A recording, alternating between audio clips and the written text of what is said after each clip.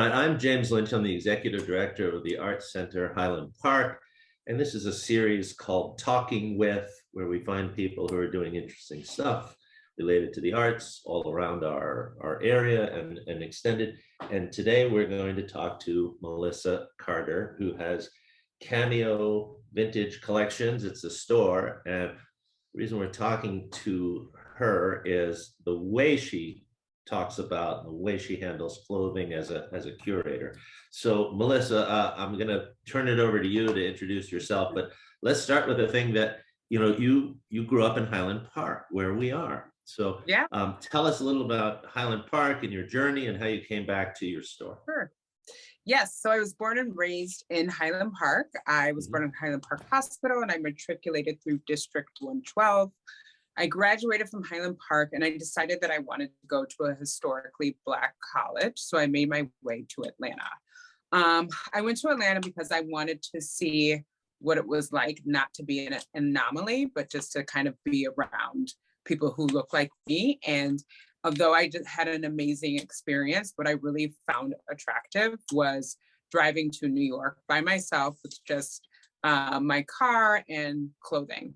I worked in, or the reason why I moved to New York is I wanted to be in fashion and I wanted to be in the arts. And I felt that New York embodies all those things. So after 18 years in corporate retail, and then you layer on top COVID, I really got to find, I've done makeup, I've done modeling, I've done opening stores, pop-up shops, social media. So when I was let go from my position as a district recruiter for Coach Manhattan, I immediately pivoted into my own collection. And my own collection means that I always, always, always loved vintage clothing. In fact, growing up in Highland Park when everyone, was Abercrombie had their heyday and so did Gap, I refused to even walk into one of those stores because I never wanted to look like anybody else. So at a very young age, I explored all of Belmont and Halsted with my mom and began shopping vintage. And that experience kind of followed me because all I wear is pre-loved, pre-used clothing.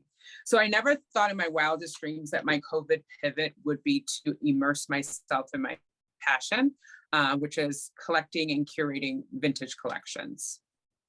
So when we first met and we talked about it, you talked about the story Mhm. connected to clothes. So how do you, when somebody's looking at a piece, do you know every single piece there, where it came from, and like a little bit of something? Because that's like selling art, quite frankly. Yes. Yeah. So working in luxury retail from Louis Vuitton to Coach, I did a lot of product training and a lot of customer service training. And what I was taught and what I taught was the story behind the product. And yes, these items do sell themselves because they're luxury goods, but really kind of understanding why the collection was made and what inspired the creative director was really kind of hooked in line people. So I kind of took the same approach to vintage when I do tour someone's closet who's in that next stage of life. I do really want to know where they wore those pieces. And I also ask them to provide pictures.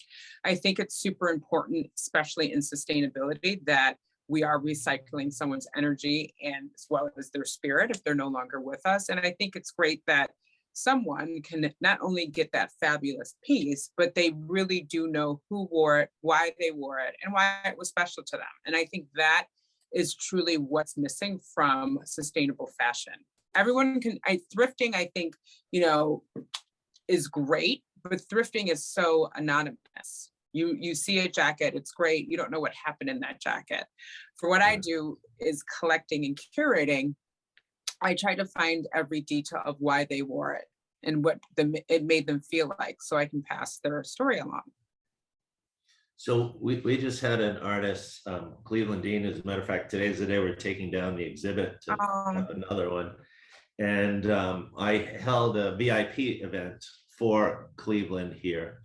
And as I was putting together the guest list, I looked at one name and I said, he's going to buy a piece.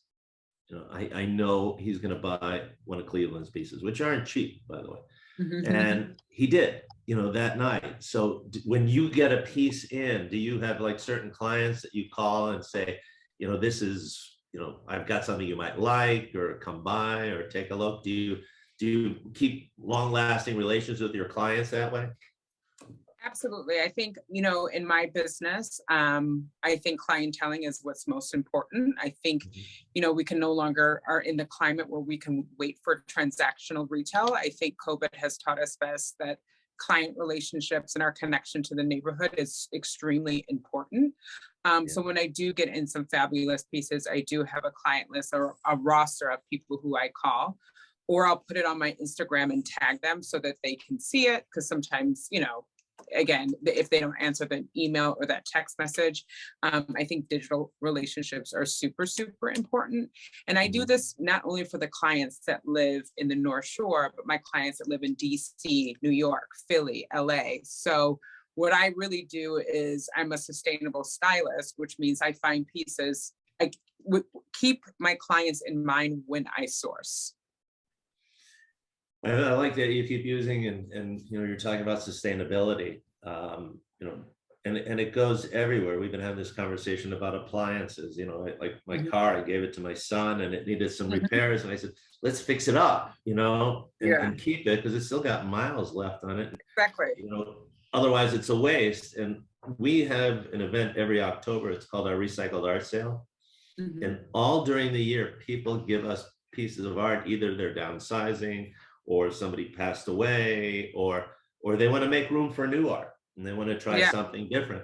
And it's a big event for us, and people love it. They can't wait for it. They look for it. That's awesome. So it's very much the same thing. Is you're taking pieces that shouldn't be forgotten, shouldn't be thrown out. And I was looking through your Instagram account today, pictures, and I recognize some people, but I think it's more, originally I talked about it like a resale shop, or like you were talking about, one of those, what did you call it? Like Salvation Army, those kinds of things. Yeah, like a thrift store. And it's so overwhelming. Yes. I think thrift stores are so overwhelming, and they're not curated. They're looking at clothes as to resell to the whatever demographic that they're in. So you're not going to, if anything, they're categorized by, silhouette, like jackets and pants. But in this situation, what I've learned in just New York retail and being a stylist is that less is more, and to try to curate outfits together. So when someone makes an appointment with me, they're not walking into just a thrift store. I have their size, their shoe size, the jewelry that will match, the handbag that will go with it. It's an actual experience. So yes, they can sift through the racks if they choose to, but it would be no different in going to your Neiman Marcus and scheduling something with the club and asking to be styled. I'm going to admit that I tried one of those, like, the curated clothing for me. Yes. Because I wanted to shift my style, from the same thing, every shirt looks the same, everything. And it turned out really well. They sent me stuff I wouldn't normally buy. They're in my house, and you can send back what you don't want. And I try it on, and my wife, maybe one of my kids would be there, and I said, wow, I really like that. That's different, So it helped me break out of your black, grays, and whites. Yeah, well, I mean, again, I just had a conversation a couple of weeks ago with Rada Burdine, who is a jeweler, about curating and collecting. Jewelry is like collecting art. There's certain pieces that you have. It's the foundation of your collection, and then you build on, and you go from there. And it's very much like collecting art. So clothing, again, art you take home, you hang on the wall, when people come by, you see it. But clothing and jewelry, it's like you're wearing your art as you go out and saying to people, this is something I love. This is me. It's like a statement, I think, right?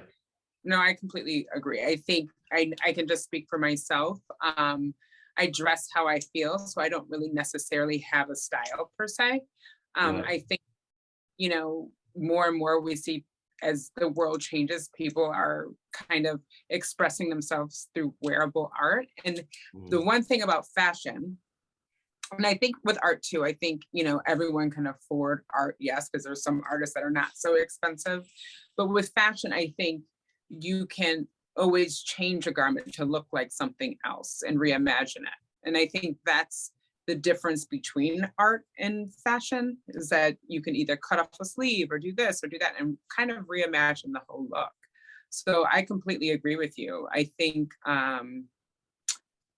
when you get someone who really understands style or doesn't mind getting feedback on their style, the level of confidence that you can see in a person is amazing. And I think that's what also art does to a room.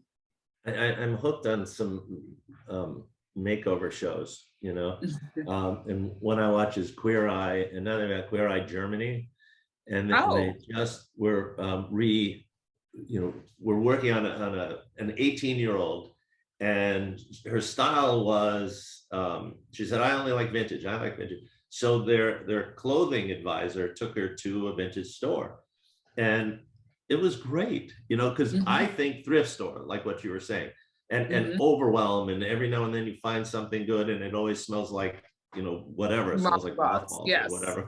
Last month. But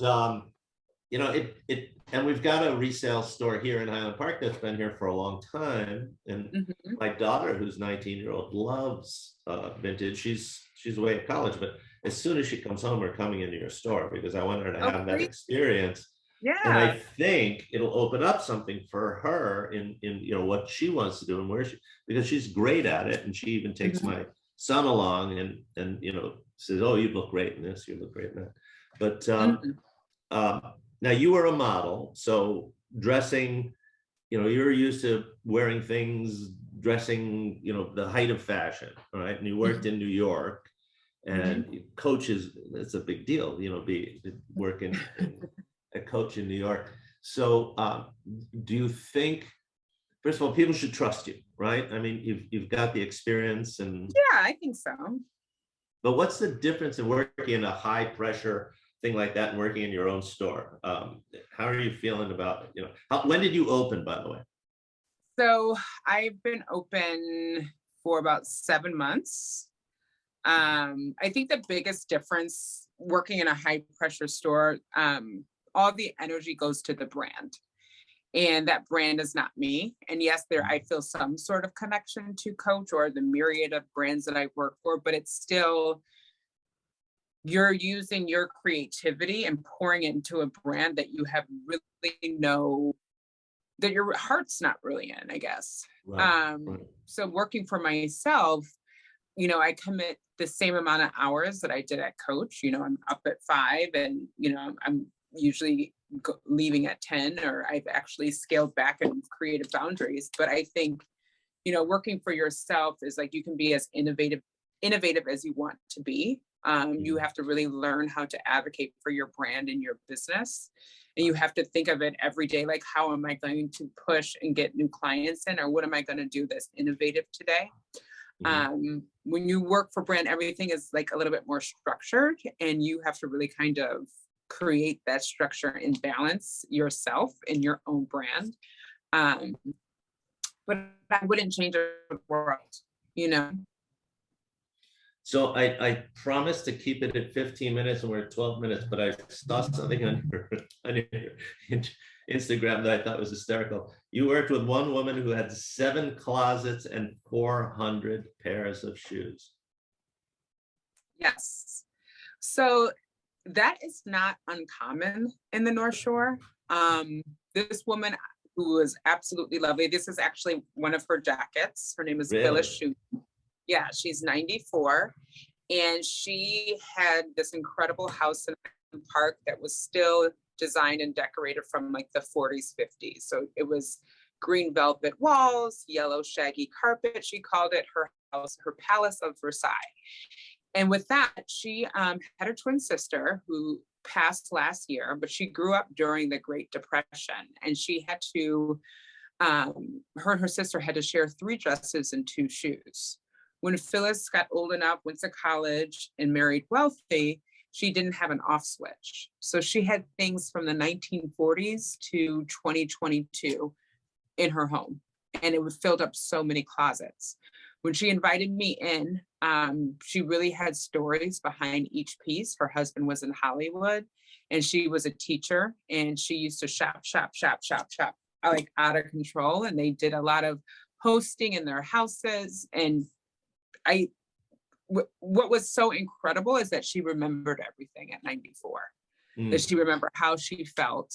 And I think, you know, the downside to going into her closet is that she really was going to miss her clothes, because for her, it was her life. It was a life that she was selling to me and packing away. And I think that is usually the hardest part of most transactions. Really, for them, it's not about the monetary exchange. They really want to believe that their clothes are going to someone who's really going to take care of them. So Phyllis, that took maybe 2 weeks and about Wow. at least 4 to 5 hours a day going there. I made an incredible connection with her, and I didn't see her age. Like, we would talk about men, we would talk about dating. I didn't see the 94-year-old woman that she was. I really saw who she was as a person. So really, I say that we have like a little friendship because of me just being in her closet and Well, appreciating. that was amazing, and I can only imagine it, having known you for a little bit. But you know what I also think about is, because you're dealing with real people, you have clothes in real people's sizes. It's not everybody's the same size, you know, everybody's a model, and although you are, you know, but, you know, you've got real people's sizes, you've got real stories, you've got things, you know, just, I would say to anybody who's watching this to go to your Instagram and just scroll down, because visually you get the story, you get what you're doing. And I did say I'm going to keep it short. I'm going to put a plug in for us and then talk about something. We have this is the perfect timing to be talking to you, because Fashion, Fiber, and Feminism is our next show.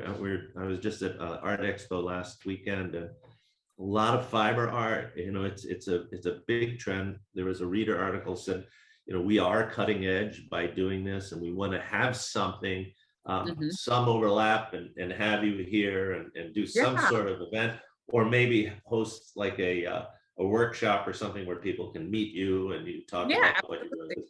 What I really love is when somebody's passionate about what they're doing, and you can tell just right away that you're passionate about clothes, you're passionate about the story they tell, and you know, sustainability is great. So there's so much great going on.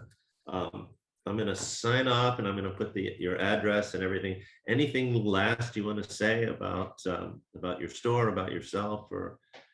Yeah, so if anybody wants to come in before 12 and have a private styling appointment, or hire me outside of the showroom to help do what I call a closet burn, which is I trim the fat from your wardrobe, and then I replace it with things that make more sense with your lifestyle.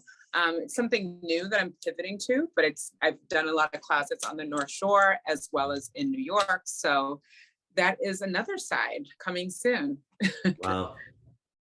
I have to assume that you're going to be extremely busy, that you're going to be, you know, that people are going to, once they find you, they're going to stay with you, and everything that you're doing sounds great. It's exciting.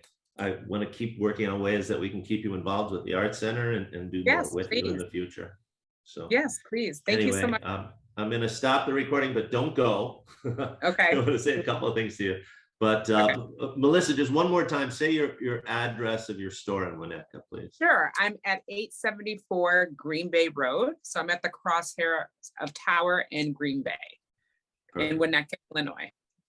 Perfect. Thanks so much.